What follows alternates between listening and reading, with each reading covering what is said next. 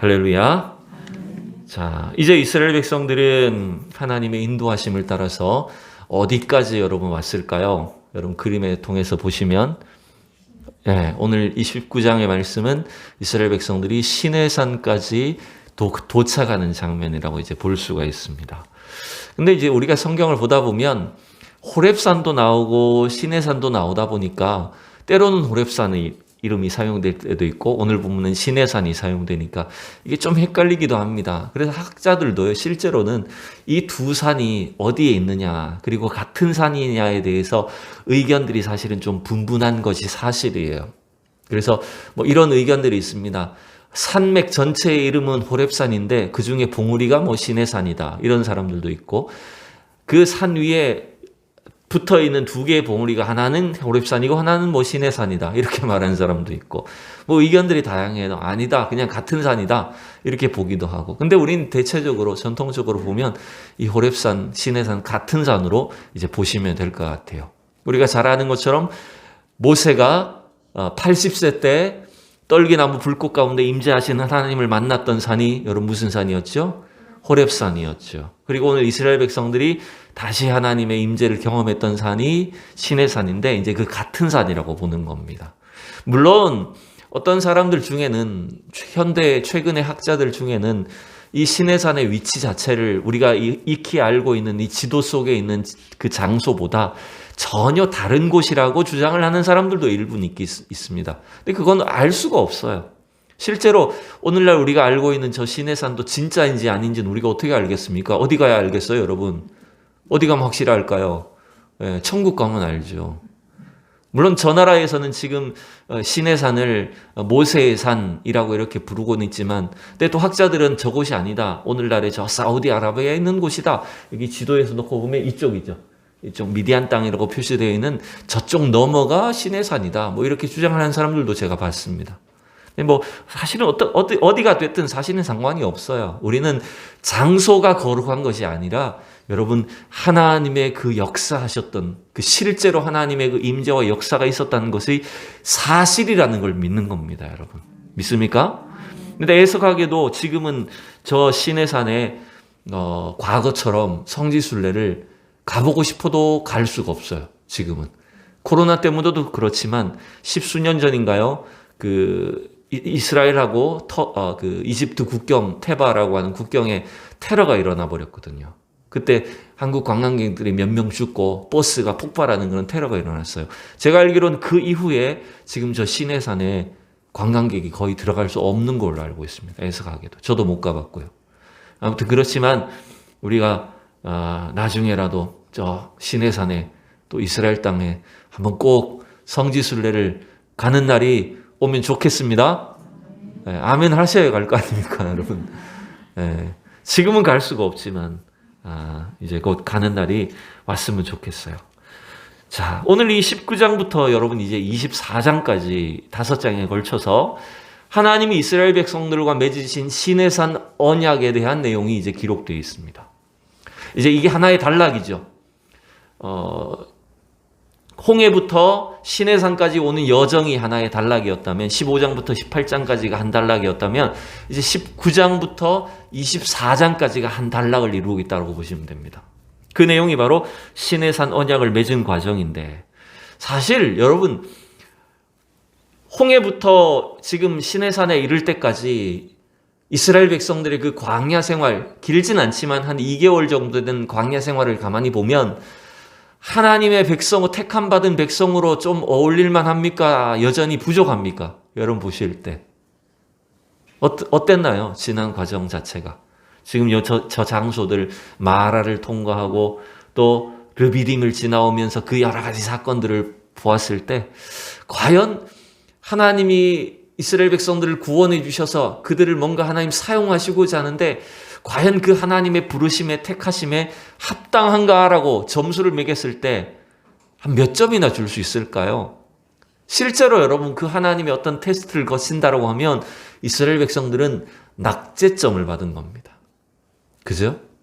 홍해를 건너자마자 하나님 앞에 막 원망하고 불평했죠. 물이 없어서, 물이 써서 원망하고, 먹을 것이 없어서 또 원망하고 불평하고, 심지어는 모세와 싸우고 하나님과 싸운 것이 이 르비딤의 사건들이었잖아요. 그런데 여러분, 놀랍게도 하나님은 낙제점인 이스라엘 백성들을 버리지 않으셨어요. 그들에게 일방적인 은혜와 사랑을 베풀어 주셨고, 하나님의 구원 백성으로서 합당한 어떤 구원에 걸맞는 삶을 계속해서 요구하고 계시고, 그들을 가르쳐 주시고 말씀으로 인도해 주시는 것이 하나님의 사랑이라는 걸 여러분 알 수 있습니다. 그래서 여러분, 이 19장부터 이어지는 이 하나님의 말씀이 주어지는 본문이 굉장히 중요한데, 오늘 이 출애굽기 19장은 또 한편으로 보면 이렇게도 묘사를 할 수가 있습니다. 여러분 따라해 봅시다. 구약의 오순절. 네, 구약의 오순절이라고 오늘 이 본문을 따로 별칭을 붙일 수도 있어요. 왜 그럴까요, 여러분? 오순절, 우리 신약 성경에서 오순절은 어떤 사건입니까? 사도행전 2장부터 나오는 신약 시대의 오순절은 어떤 사건입니까? 뭐가 시작되는 사건이죠? 그렇죠. 오순절날 성령 강림을 통해서 초대교회가, 이 지상 신약 시대의 교회가 시작되는 것이 오순절 사건이었어요. 근데 이 출애굽기 19장은 구약 성경에서 이스라엘 백성이라고 하는 그 광야 교회 공동체가 출발하게 되는 것이 사실은 이 출애굽기 19장의 사건이라고도 볼 수가 있는 거예요. 왜 그러냐면, 여러분 한번 오늘 본문 자막은 제가 준비하지 않았지만 19장에 보시면 16절 이하에 한번 보시겠습니까? 19장 16절 이하, 16절에서 19절까지인데, 자, 제가 먼저 한 16절 읽어볼게요. 셋째 날 아침에 우레와 번개와 빽빽한 구름이 산 위에 있고 나팔 소리가 매우 크게 들리니 진중에 있는 모든 백성이 다 떨더라. 여러분 17절 읽으세요. 모세가 하나님을 맞으려고 백성을 거느리고 진에서 나오매 그들이 산 기슭에 서 있는데, 제가 18절 읽습니다. 시내 산에 연기가 자욱하니 여호와께서 불 가운데서 거기 강림하심이라. 그 연기가 옹기 가마 연기같이 떠오르고 온 산이 크게 진동하며, 19절 읽으세요. 나팔 소리가 점점 커질 때에 모세가 말한즉 하나님이 음성으로 대답하시더라. 아멘. 지금 시내산 위에 하나님의 그 놀라운 영광이, 임재가 나타난 것을 백성들이 다 목격한 거예요. 구름과 연기 가운데, 그리고 하나님의 그 임재를 통해 땅이 진동하고 흔들리는 역사가 나타났어요. 이게 말하자면 구약의 오순절이라는 거죠. 구약의 성령 강림과 같은 그런 사건이라는 걸 알 수 있어요. 근데 그 더 절묘한 게 뭐냐 하면 이거예요. 오늘 날짜를 한번 보셔야 돼요. 자, 19장 1절에 보면 이때를, 시기를 언제라고 말하고 있습니까? 이스라엘 자손이 애굽 땅을 떠난 지 3개월이 되던 날 그들이 시내 광야에 이르렀다, 이렇게 되어 있잖아요. 이제 우리 개역 개정은 3개월이라고 표현을 했는데, 이전 우리 개역 성경 때, 그리고 다른 영어 번역본이나 많은 다른 번역본, 현대인의 성경이나 이런 번역본을 보면 이 3개월을 3개월이라고 번역하지 않고 3월이라고 번역을 합니다. 석 달째라고 번역을 하는 거예요. 이게 약간 단어의 선택에 따라 좀 헷갈리는데, 셋째 달이라고 이렇게 표현을 해요. 여러분, 이게 달라요. 숫자가 달라요. 엄밀하게 말하자면 이스라엘 백성들이 애굽 땅을 떠난 지 3개월이라고 하면, 날짜로 하면 며칠이 될까요? 그렇죠? 3개월이면 1, 2, 3개월 30일씩 하면 90일이 되는 거예요. 근데 3월이라고 표현하면, 석 달이라고 표현하면 이게 뭐냐면, 이스라엘 백성들이 출애굽을 한 그때를부터 1월이라고 보면 1월 며칠이었을까요? 6월절이 1월 14일이었어요. 그 6월절을 지키라고 명하시고 6월절 어린 양을 잡은 뒤에 마지막 10번째 재앙이 있고, 그 다음날 이스라엘 백성들이 출발했단 말이죠. 그러면 1월 14일 혹은 1월 15일 정도가 되겠죠. 그리고 3월 첫날이라는 거예요. 이게 지금 시내 광야에 도착한 게. 그러면 3개월이 아니라 3월 첫날로 하면 며칠이라고 볼 수 있을까요? 날수로 하면은 1월 14일 혹은 15일에 출발했으니까 30일 기준으로 하면 1월 달이 15일이 있고 16일 혹은 15일이고 2월 달은 30일이죠. 그럼 합치면 며칠이에요? 45일. 그렇죠. 45일 혹은 46일 정도 될 수 있을 것 같아요. 45일 혹은 46일이 되는 거예요. 그죠? 그리고 시내산에 도착한 게 이제 3월 1일인 거죠. 3월 1일. 그러니 여러분, 오순절, 아까 신약의, 제가 구약의 오순절이라고 말씀드렸잖아요. 오순절은 그럼 며칠입니까?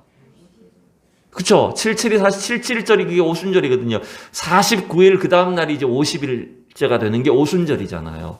그럼 이게 하나님이 시내산 위에 강림하신 게 며칠이라고 표현했어요, 여러분? 오늘 16절에 아까 보셨을 때 제가 읽었던 16절에서 몇째 날이에요? 몇째 날에 도착하고 나서 셋째 날이잖아요. 그죠?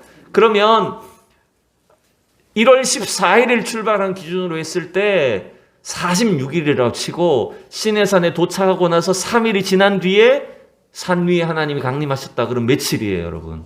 49일이 되는 거예요. 물론 이게 우리의 계산법, 우리 날짜 계산법과 좀 달라서 날수가 어떻게 됐는지 정확하게 알 수는 없겠지만 대충 봐도 이게 지금 49일 혹은 50일째가 되는 거예요. 그래서 이게 정확하게 6월절 지난 50일째, 49일 50일째가 바로 오순절이 되는 거예요. 하나님 그때 정확하게 절묘하게 바로 이스라엘 백성들 가운데 시내산에서 임재하셨고, 신약시대의 그 성령의 임재를 통해서 하나님의 말씀을 공급받고 교회가 시작되었듯이 구약시대의 이 광야교회, 이스라엘 백성들 신앙 공동체도 하나님의 임재와 그분의 율법과 말씀을 통해서 이제 40년 광야를, 가나안 땅을 향해 나아가는 그 여정이 출발되도록 하셨다라고 하는 것입니다. 여러분 믿습니까? 이게 여러분 그래서 신구약이 이렇게 정확하게 절묘하게 맞아떨어지는 거예요. 여러분 교회도 저와 여러분의 신앙생활도 결국에는 이러한 하나님의 임재를 통해 성령의 기름 부으심이나 말씀의 그 충만함이 없으면 절대로 우리가 이 땅을 살아갈 수가 없는 거예요.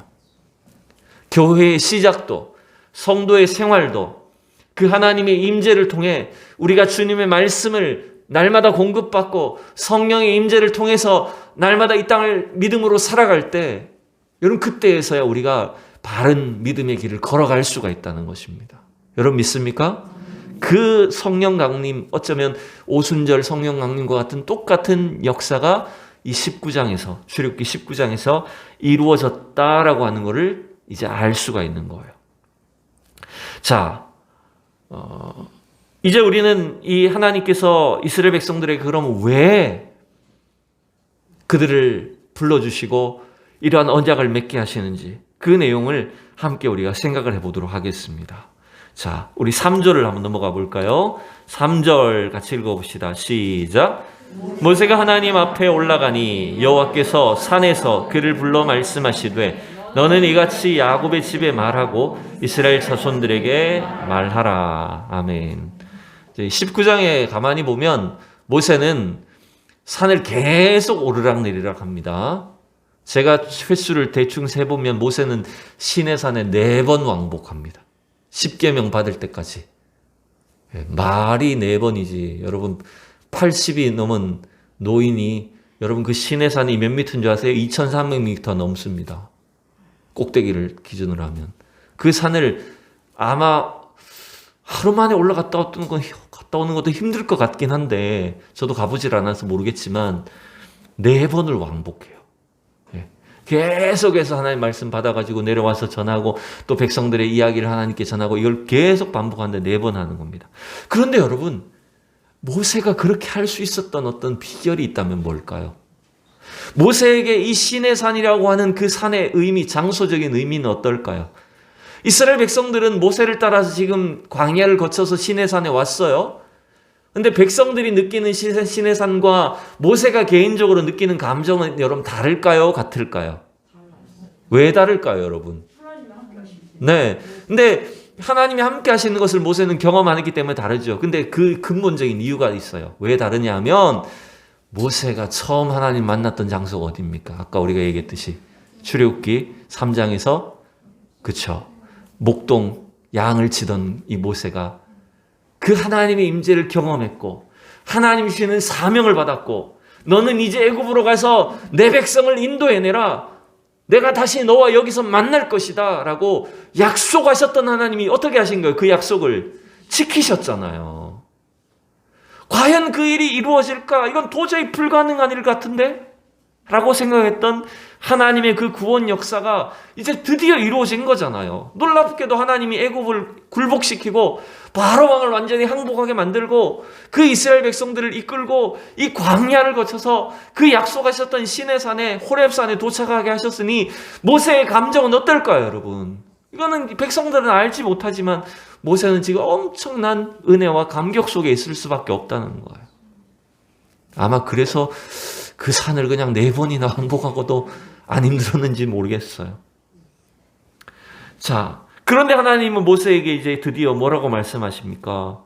산에 올라온 거예요, 지금. 하나님이 모세를 불러서 산 위에 올라갔는데 하나님이 이렇게 말씀하시는 거예요. 너는 이같이 야곱의 집에 말하고 이스라엘 자손들에게 말하라. 하나님이 지금 이스라엘을 뭐라고 부르고 있어요? 이스라엘 백성을 뭐라고 표현하고 있습니까, 지금? 야곱의 집이라고 부르고 있어요. 야곱의 집이라고. 여러분, 이 야곱의 집이라는 게 특별히 무슨 의미일까요?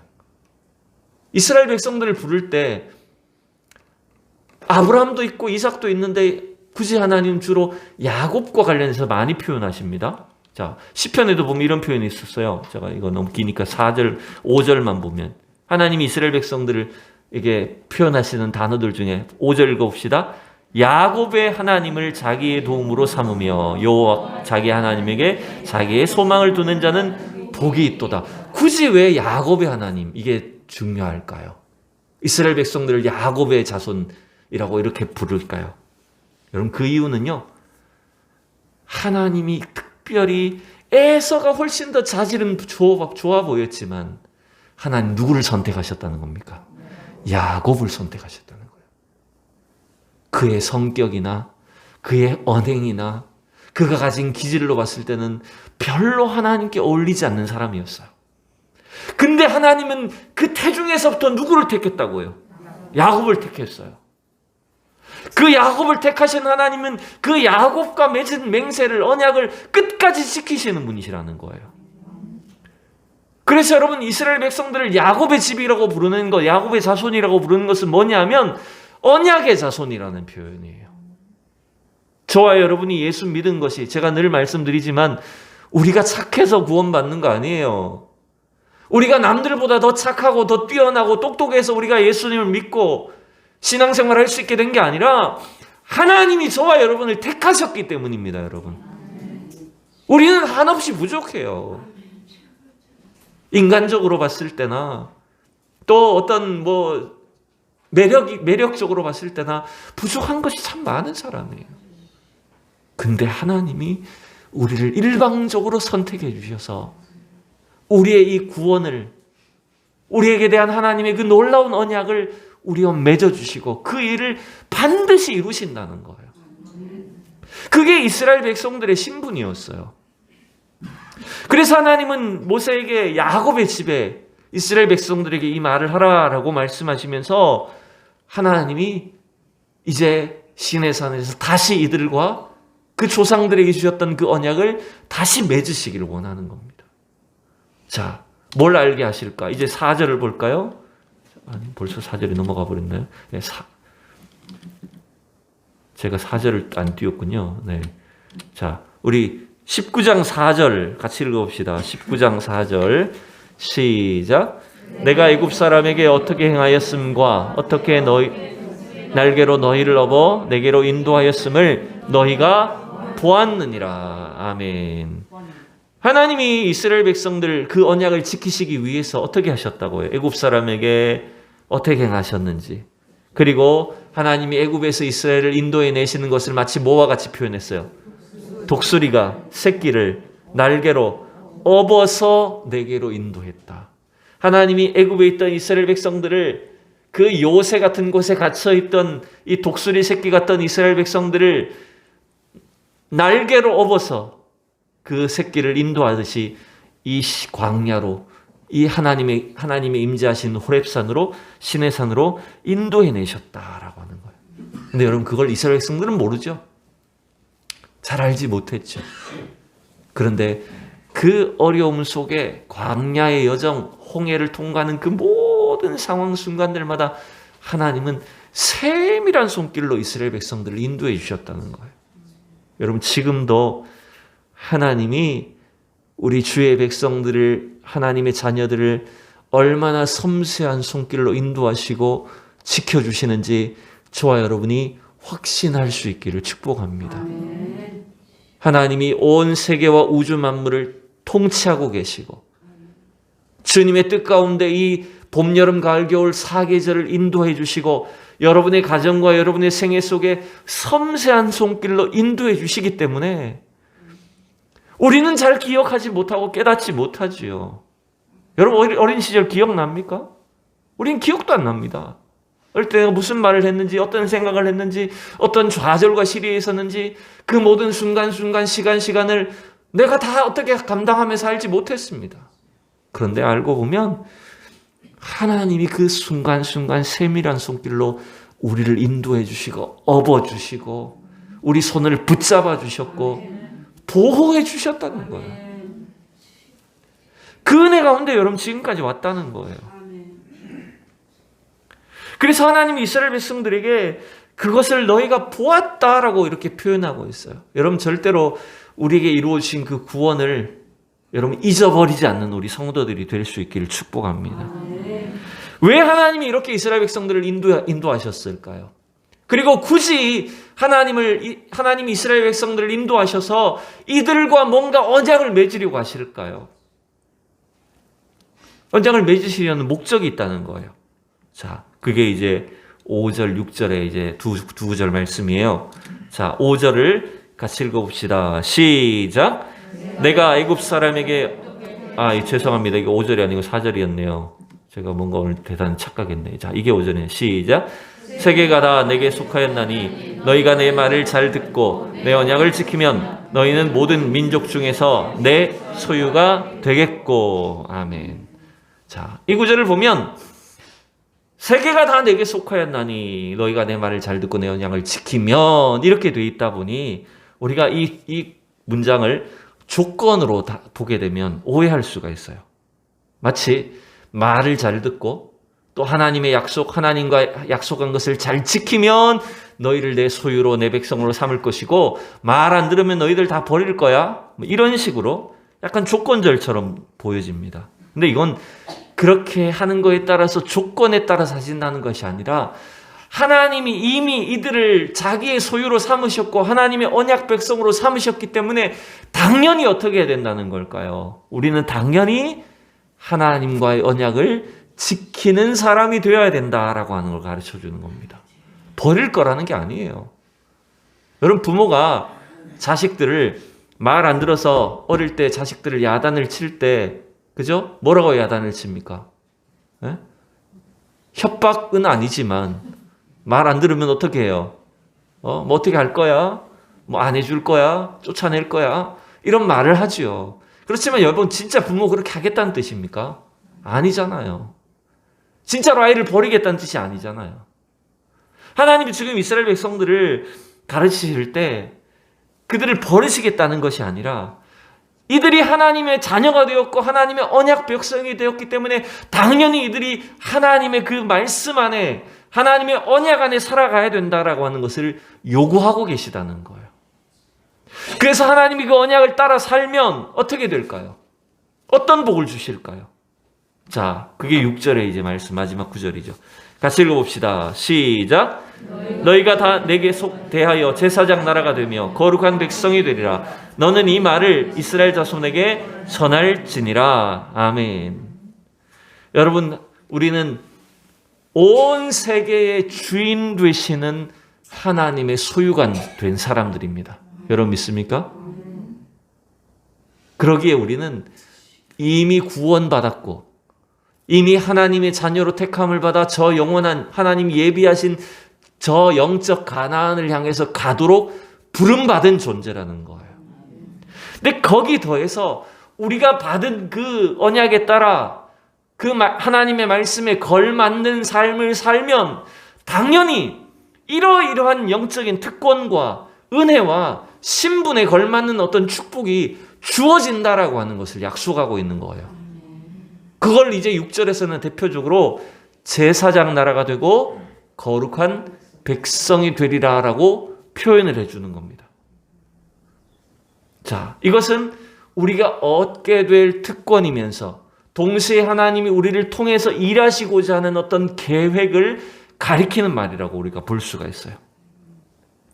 자, 여러분, 거룩한 제사장이 되고, 제사장 나라가 되고 거룩한 백성이 된다고 하는, 여러분, 이게 여기에 있는 특권이 여러분 뭘까요? 저는 첫 번째로 이 구절 속에서 우리에게 주시는 특권, 은혜가 뭐냐 하면 우리가 하나님께 직접 나아가는 특권이에요, 여러분. 뭐라고요? 우리가 하나님께 직접 나아가는 특권을 주셨다고요. 여러분, 그게 바로 제사장 나라, 거룩한 백성이 누리는 축복이라는 겁니다. 왠지 아십니까? 세상은 하나님을 몰라요. 이 세상을 하나님이 지으셨고 하나님이 통치하심에도 불구하고 이 세상은 하나님을 알지 못해요. 하나님을 찾고 싶어도 찾을 수도 없는 거예요. 그런데 하나님은 이스라엘 백성들에게 특별히 자기 자신을 나타내 보여주셨고 그들과 언약을 맺으심으로 인해서 이스라엘 백성들은 언제든지 하나님께 나아갈 수 있는, 주님을 찾고 의지할 수 있는, 만날 수 있는 그러한 특권을 주셨다는 거예요. 그래서 여러분, 신명기에 보면 모세가 이렇게 표현을 합니다. 신명기 4장 7절, 여러분 앞에 보세요. 앞에 보세요. 같이 읽어봅시다. 시작. 우리 하나님 여호와께서 우리가 그에게 기도할 때마다 우리에게 가까이 하심과 같이 그 신에 가까이 함을 얻은 나라가 어디 있느냐. 여러분, 바로 이스라엘 백성들처럼 하나님께 가까이 나아갈 수 있는, 하나님의 그 임재를 경험할 수 있는 축복을 받은 나라가 어디 있냐는 거죠. 여러분, 이건 우리 신약시대 성도들에게 더 절묘한 은혜입니다. 믿습니까? 날마다 때를 따라 돕는 은혜를 얻기 위하여 은혜의 보좌 앞에 어떻게 나아가야 된다고요?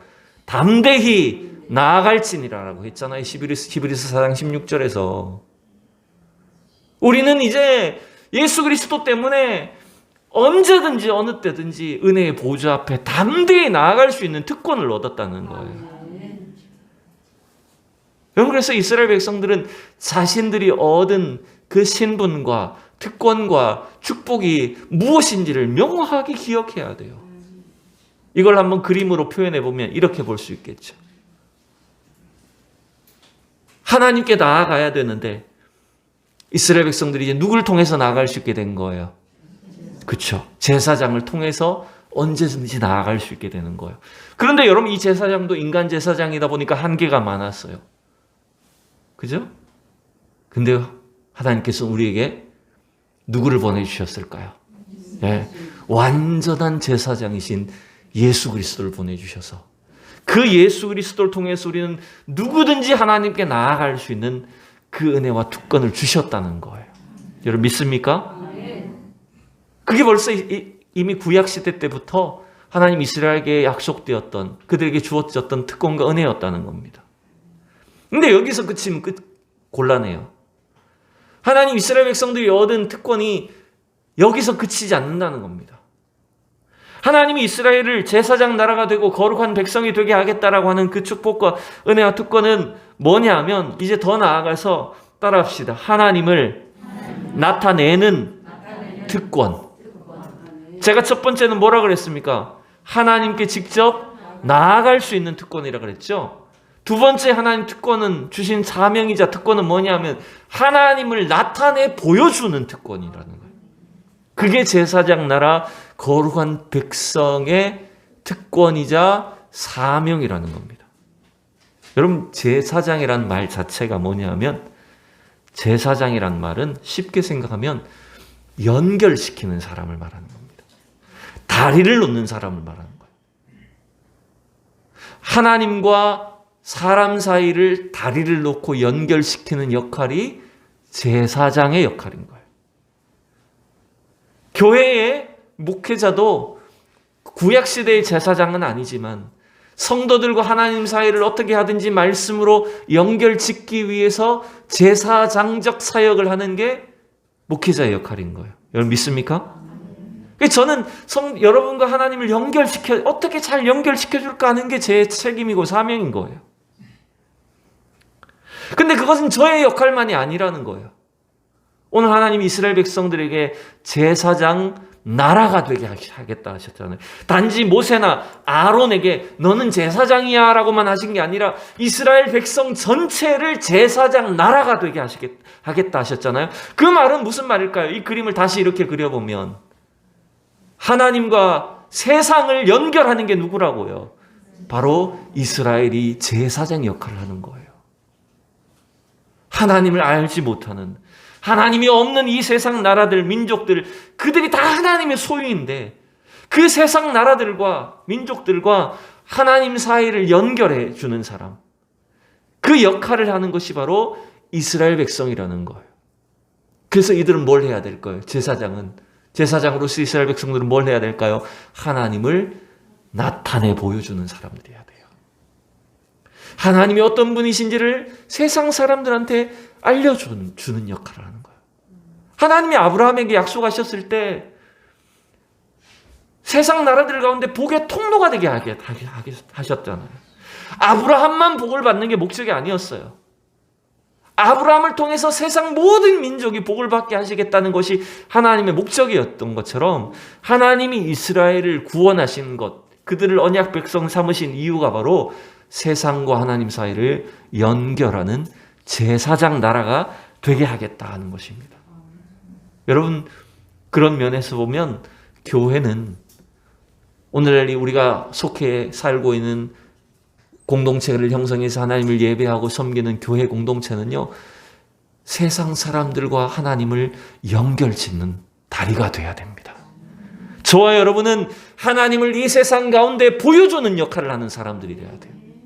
우리 그 교회 공동체가 어떻게 아름답게 함께 예배드리고 신앙생활하고 교제하고 하나님을 예배하는가, 하나님의 일을 하는가를 통해서 무슨 담임 목사가 대단히 잘났다 이게 중요한 것이 아니라 하나님이 어떤 분이신가를 여러분 믿지 않는 사람들 가운데, 여러분 가족들 가운데 하나님이 어떤 분인가를 여러분 나타내 보여줘야 될 책임이 저와 여러분에게 있다는 것입니다. 여러분. 그래서요, 믿지 않는 사람들은요, 물론 아직 신앙이 없기 때문에 그럴 수밖에 없지만 하나님 보고 교회 오는 게 아니거든요. 하나님 아직 모르는데 어떻게 하나님을 보고 와요? 누구 보고 올까요? 그렇죠. 여러분 보고 오는 거예요. 저와 여러분을 보고 교회를 오는 거예요.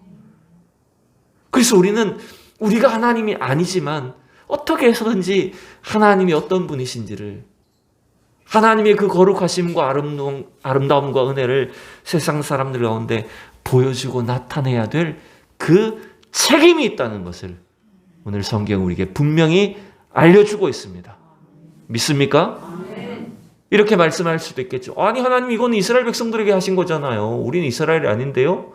이럴 수도 있겠죠. 여러분, 그러나 그에 대한 충분히 반박을 할 수 있습니다. 왜냐하면 베드로후서에 보면 신약시대 성도들인 우리에게 뭐라고 했을까요? 우리 베드로후서 2장 9절 마지막으로 같이 읽읍시다. 시작. 그러나 너희는 택하신 족속이요 왕같은 제사장들이요 거룩한 나라요 그의 소유가 된 백성이니 이는 너희를 어두운 데서 불러내어 그의 기이한 빛에 들어가게 하시니에 아름다운 덕을 선포하게 하려 하심이라. 아멘. 예수 믿는 저와 여러분을 이 세상 속에서 택하신 족속이고 왕같은 제사장이고 거룩한 나라고 그의 소유된 백성이라고 명확하게 우리의 신분과 사명을 알려주셨어요.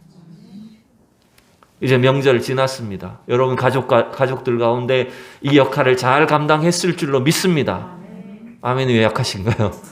네? 잘 감당하셨으리라고 믿습니다. 앞으로도 이 역할들을 잘 감당할 수 있기를 축복합니다. 이게 우리에게 하나님 주신 사명입니다. 우리가 하나님 일을 하는 건 대단한 게 아닙니다. 우리가 하나님의 사역을 감당하는 건 뭔가 대단한 업적을 남기는 게 아닙니다. 우리 속에 역사하시는 하나님을 세상 가운데, 믿지 않는 사람들 가운데, 자녀들, 가족들, 이웃들 가운데 드러내 보여주는 역할을 해야 됩니다. 그러면 하나님이 그 주님의 능력을 나타내 주실 것이고 영혼들을 구원해 주실 것이고 놀라우신 전도와 축복을 하나님께서 이루어 주실 줄로 믿습니다. 기도하겠습니다. 하나님 아버지, 주님의 크신 사랑과 은혜를 감사합니다. 부족한 저희를 택하셔서 하나님 왕같은 제사장으로, 거룩한 나라로, 하나님의 소유된 백성으로 부르셔서 하나님 주님께 나아갈 수 있도록 하시고, 하나님 주님과 이 세상 사이를 연결하는 그 제사장적인 직분을 감당하게 하시니 참으로 감사합니다. 우리 사랑하는 성도들과 우리 교회가 이 시대 속에 하나님 이 제사장의 직분을 잘 감당해서 하나님의 영광을 나타내게 하시고, 복음을 땅끝까지 증거하게 하시고, 하나님의 놀라운 구원 사역을 아름답게 펼쳐가는 주의 종들이 다 되게 하여 주시옵소서. 감사하며 예수님의 이름으로 기도하옵나이다. 아멘.